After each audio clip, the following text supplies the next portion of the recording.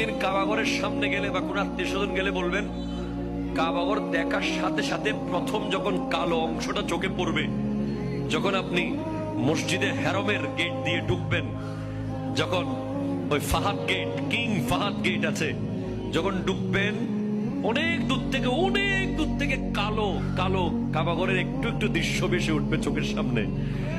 তখন দোয়াটা করবেন, কি দোয়া করবেন কয়টা? যখন কয়টা? একটা দোয়াই কবুল হবে দেখার সাথে সাথে। কাবা ঘর দেখার সাথে সাথে প্রথম যে দোয়াটা করবেন ওটা কবুল করবেন কে? এখন শিখে নেন, অনেক মানুষ জানেন না হিকমত।